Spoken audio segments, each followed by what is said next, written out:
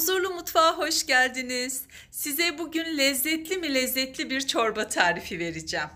Bu çorba hem çok vitaminli, hem grip savar, hem de şu an bizler için çok önemli olan yağ yakıcı ve kilo verdirici bir çorba. Aynı zamanda videoda izleyeceğiniz şekilde yaparsanız tüm kış boyunca, hatta bir sene bile elinizin altında bu güzel bal kabağı çorbası olacak.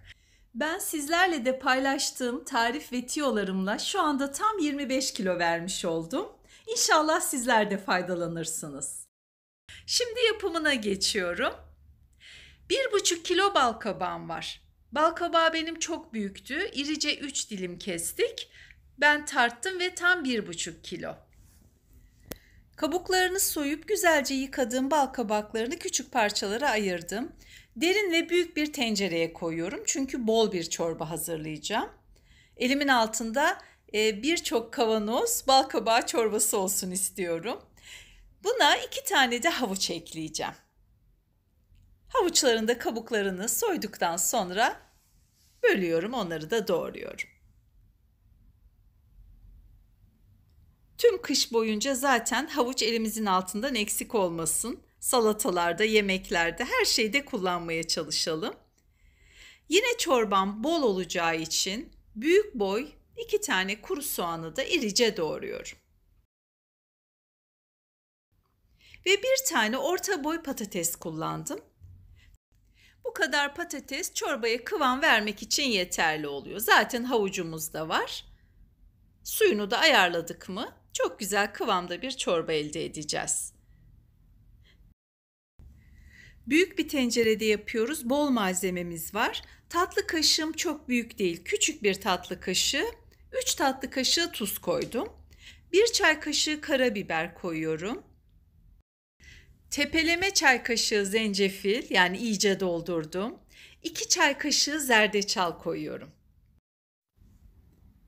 1 çay kaşığı da pul biber.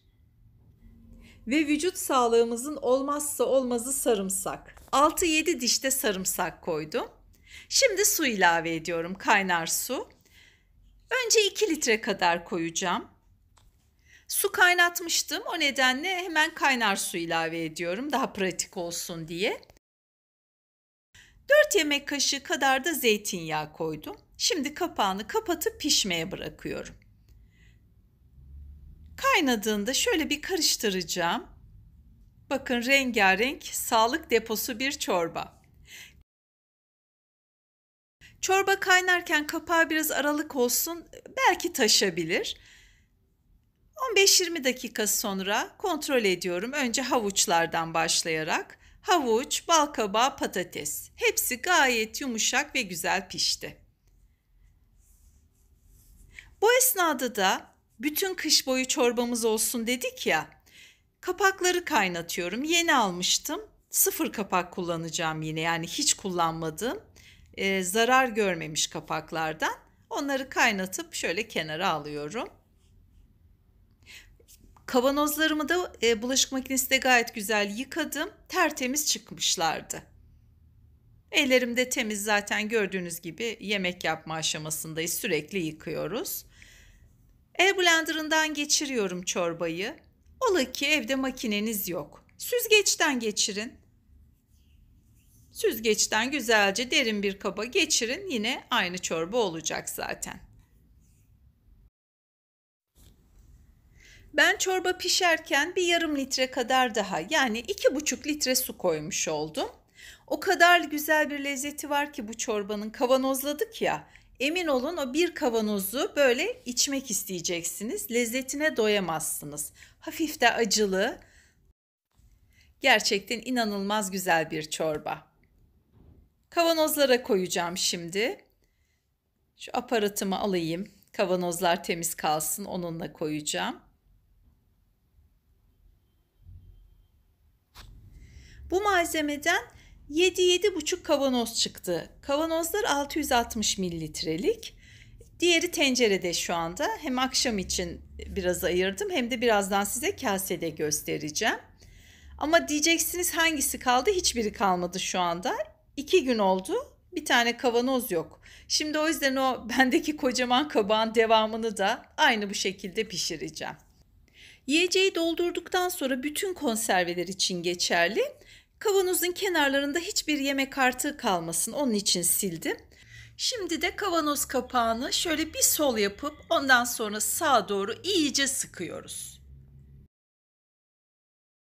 Yalnız şuna dikkat edin. Birazdan göreceksiniz. Bazı kapaklar atıyor. Sakın onları kullanmayın.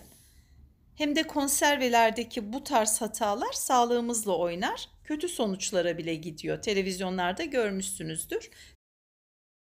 Tüm kışa hazırlık konserve ve turşu tariflerimde de anlatıyorum. Bu tarz püf noktalarını bildikten sonra konserve yapmaktan hiç çekinmeyin.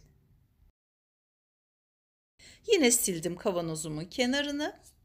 Kapağım ıslaktı, onu da kuruladım. Tekrar kapatıyorum sımsıkı.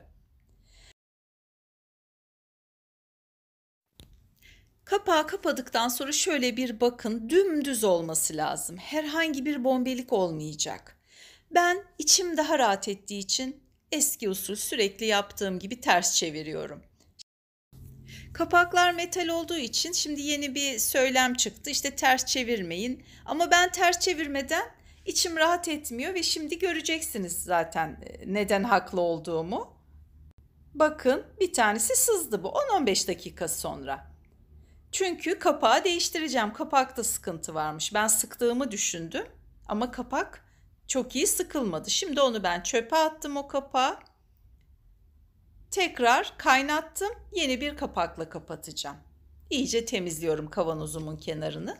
Eğer bunu ertesi gün yaşarsanız soğumuş oluyor ya. Tekrar onu kaynatın. İçindeki malzemeyi, çorbayı kaynatın.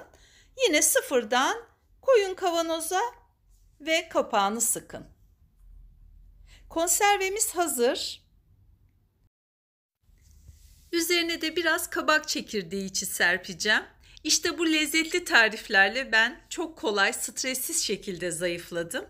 Böylece de hem daha genç göründüm hem de daha sağlıklı oldum. Videoyu buraya kadar izlediyseniz lütfen bir kalp bile olsa bir yorum yazın. Sorularınızı da beklerim. Ayrıca benim sağlıklı diyet tariflerimi veya diğerlerini arkadaşlarınızla da paylaşmanızı çok isterim. Onlar da faydalansınlar. Sizin beğeni ve yorumlarınızla benim kanalımda daha çok büyüyor, bana destek olmuş oluyorsunuz. Kanalıma abone olursanız çok mutlu olurum. Yanında çıkan bildirim zilini de lütfen tümü diye işaretleyin. O zaman bütün tariflerimden hemen haberdar olabilirsiniz. Beni Instagram'da da huzurlu_mutfak olarak takip edebilirsiniz. En güzel tariflerde görüşmek üzere. Şimdilik hoşça kalın.